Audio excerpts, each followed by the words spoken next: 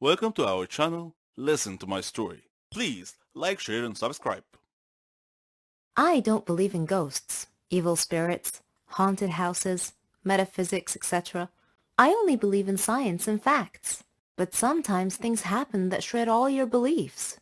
I want to introduce myself. I'm Lisa. I'm 14 years old. I live with my mom, dad, and grandmother. And they're all very proud of me. I'm the leader of the science club at school, and I've been the perfect student for the past 2 years. My hobbies are reading, watching educational videos, and learning. I like to discuss matters with rational people, not those who believe in myths, aliens, ghosts, and other such nonsense. I personally think these people have mental issues. One morning, my grandmother passed away. I was sad for a long time because I missed her so much. On the day of her funeral, the whole city must have come to say goodbye. While the priests were praying, I noticed something peculiar about one of the graves in the graveyard. After the prayer ended, I approached the grave in question to investigate. There was some weird writing on it.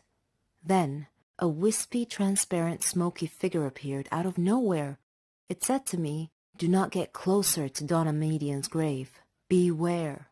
I shivered slightly and asked the apparition who Donna was, and it replied. Who was she? She was an evil witch who liked to scare people. She was burned at the stake as a witch, but before her death she swore a curse that if anyone ever approached her grave, her ghost would haunt that person to the day they die. I did not laugh at the apparition's warning. Instead, I turned and returned home, thinking about what had happened. On a sudden defiant impulse, I decided to visit that grave, that night, to see for myself if the curse was real. I took my dad's flashlight and wore a raincoat. It was pitch black outside. The place was horribly unsettling at night, but I wasn't worried at all. It's not like it was real, right? I entered the gate to the sound of howling dogs and meowing cats. My blood ran cold, and a sudden chill ran through me. I turned on the flashlight and began searching for the grave. My hands were trembling so badly I dropped the flashlight several times. Sometimes I would step on something crunchy, and I would shine the light downward, only to see that I had stepped on an insect. Sometimes I'd see a cat here and there. Then suddenly, I heard an eerie sound close by. I froze, not daring to move. Slowly, I pointed my light towards the sound and gasped as my light illuminated a dark, shadowy figure. It was about my height and dressed all in black. I spun around and fled as rapidly as my faithful feet could carry me. I dove into bed, but I didn't sleep at all that night. I even left the lights on. The next day, when I woke up, I asked my dad if graveyards had ghosts, and he wondered why I would ask such a question. I was embarrassed and laughed to hide my fear. I told him that I was just curious. That was all. Dad looked at me suspiciously, but continued. "I've heard stories," he said, "that some people have seen a ghost of a girl from time to time beside Donna Median's grave." I felt my heart sink, and I asked slowly, "Is she about my height and dressed in black?" He replied, "Yes, that's how I've heard the ghost described." "How in the world did you know that?" I looked down casually and answered, "Oh, I read an article about it on the internet last night." My head hurt just thinking about this ghost thing. I made up my mind to prove or disprove it once and for all. I called my friend Laura and persuaded her to come with me to the grave. The following night, we met at the stroke of midnight at the entrance to the graveyard. Laura was shaking and constantly casting glances right and left. The weather was rainy and gloomy. The ground was muddy, and cats were meowing everywhere. It would have made the perfect setting for a supernatural horror movie. While we were looking for Donna's grave, flying bats would occasionally startle Laura, causing her to scream alarmed. As we approached Donna's grave, we suddenly heard a sound behind us. We both turned around at the same time and screamed. A ghost was glaring at us. It asked angrily, "What are you doing beside my grandmother's grave?" "Wait a minute. Are you girls?" She uncovered her face, revealing that she was just a girl, and a beautiful one at that.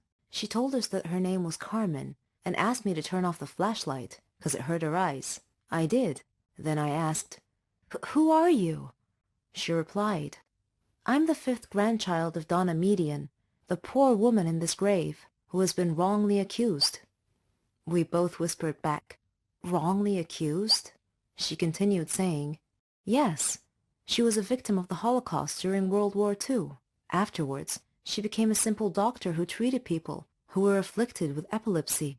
As usual, there are always some small-minded superstitious people looking to make trouble for others. They accused her of being a witch because they considered epilepsy to be a disease caused by a demon's touch. I come here every day to put flowers on her grave. People have mistaken me for a ghost because I only come at night. I don't want people to know I'm related to someone they think to be a witch. I don't want to be shunned, scorned, or gossiped about." I tried to comfort her and calm her a little by saying, "Don't worry, Carmen. Your grandmother's spirit may be able to rest in peace if you tell people the truth now. We live in more modern times, and there's no need to worry. I won't tell anyone about you being the ghost. It'll be our little secret." Carmen laughed. She and I became good friends after that. Ever since that day, whenever I hear someone talking about ghosts, I just look at the photo I took of Carmen and I break out laughing. One nice thing about success is seeing all your friends and family being so proud of you and your accomplishments. This mutual respect and appreciation is what real friendship is all about. My story is about success and friendship, and also when two friends become incompatible and no longer go hand in hand. My name is Sherry, and I'm 21 years old. I had a friend named Margot. She wasn't just my friend. She was my best friend. My sister. She meant the world to me. We were alike in so many ways. Even in our hobbies, our dreams. After my dad's death, Mom and I moved to Margot's neighborhood, since her mom was my mom's best friend. I was only 3 years old at the time, so Margot and I practically grew up together. At school, we shared the same classes, studied together, and even partnered as lab partners. She and I both aspired to become pharmacists. I struggled through high school, but made it through with Margot's support and encouragement. I didn't have as much freedom and independence as she did, because my mom was too overprotective of me.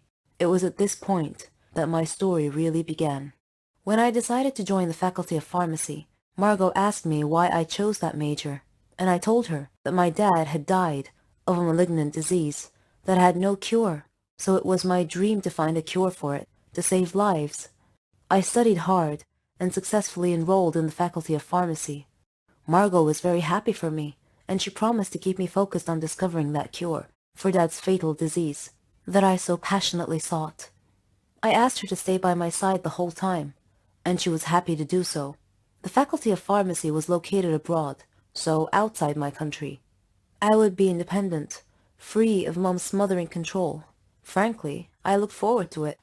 Margot and I found a place to stay near the faculty, at a youth hostel with a group of girls from different countries. Unlike me, Margot was able to easily make friends with them.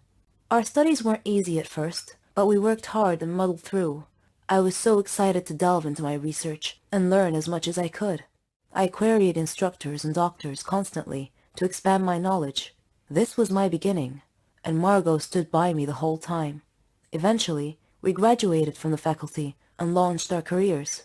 I started at one pharmaceutical company, while she started at another. We were now competitors of a sort. In preparation for my private research, I rented a flat near my company. Margot did the same near hers. She was always asking me how my research was going. She knew I was trying to develop an antibiotic to cure Dad's deadly disease. It wasn't easy, though, because the body's immune system attacked the antibiotic and destroyed it before it could destroy the diseased cells. I had to discover a neutral substance that the immune system wouldn't attack, so that the drug could penetrate into the body far enough to find and destroy the diseased cells via chemical interactions. My first research paper was rejected, but I kept trying, and with each attempt, I would discover something new. During that time, Margot was also busy with her work. One day, she called me. She was crying because she had been fired from her work. They accused her of stealing an important research. I told her that she was so proficient in her work that she should not be sad, but rather should try and get a job at my company. I told her that I would recommend her to my manager. She hugged me and thanked me a lot, and said, "You really are the best friend ever, Sherry." The next day, I told my manager about Margot and said that she was looking for a job and was waiting outside. He interviewed her and gave her a job. I was so happy now. She and I were working at the same company. Margot continued asking me about my research, and I gave her occasional updates. I was hesitant to tell her too much, but then again, she was my best friend after all, so I invited her to my home to tell her about my research. Margot wasn't as happy as I thought she would be to hear about my progress, but I figured that was because of her recent firing. My personal research took all my time. It was even more important than my work. One day, when I reported to work, my manager told me that they didn't need me anymore, that I was being let go, fired. I was shocked and asked why. He said that I was spending too much time at home doing my private research and too little time at work. He told me he had had several letters delivered to my home, instructing me to come back to work, and that I hadn't answered him, and that I had failed to come back to work. He told me that my roommate, Margot, had received the letters on my behalf, and had promised to deliver them to me. I was shocked. I told him that she never said anything. Returning home, I confronted Margot and asked why she didn't deliver my boss's letters to me. She acted so apologetic and said that she had received the letters, but she had been so busy that she put them aside and forgotten about them. I forgave her, but I felt that she wasn't being completely honest with me. I brushed it off and told her that being fired would simply free up my time so I could spend more time on my private research. Days later, Margot called me and asked me to come celebrate with her. When I asked her what the occasion was, she said that she had gotten a promotion and taken my place at work, my former job. I was happy for her, but at the same time, I felt that there was something wrong with these circumstances, and that feeling seemed to be growing. Time passed, and my experiments finally met with success. I had succeeded in finding the drug that could destroy the diseased cells. I was over the moon. Dad would have been so proud of me. I called Margot and told her about my discovery, and she said, "Oh, Sherry, you did it! You discovered the cure!" I told her that I planned to present my research to another pharmaceutical company soon, one that was better than my previous one, the one that had fired me. She acted happy for me, but had a strange look on her face. Then I felt sleepy, and I said goodnight. She said she would be staying up for a while, so I just went to sleep. When I woke up the next morning, I found my research area in shambles, and my research data was missing. I woke Margot up and told her that someone had stolen my research last night. She said that's not possible. Who else knew about your research besides you and me? And I said, maybe it was my former manager. Maybe he had somehow guessed that I had made a breakthrough. I don't know. I called the police and reported the break-in and theft of my research data, but they couldn't find any evidence as to who the culprit might be. I returned to my home country disappointed and dejected. I got another job at a company near my house. Many months had passed. I wasn't in touch with Margot anymore. We kind of lost contact somewhere along the way. Then, one day, Mom was watching TV when she suddenly saw a program that was going to discuss a new drug that would treat and cure Dad's malignant disease. They were going to interview the discoverer of the miracle cure. I sat down enthralled. I had to watch it. When the interviewer introduced the guest speaker, it was Margot. I couldn't believe my eyes. It was her. She stole my research. My so-called best friend betrayed me, and I had treated her like a sister. It cut me deep.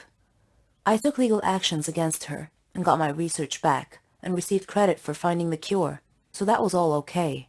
But the one thing that could never be fixed, for which there was no cure, was the former relationship between us.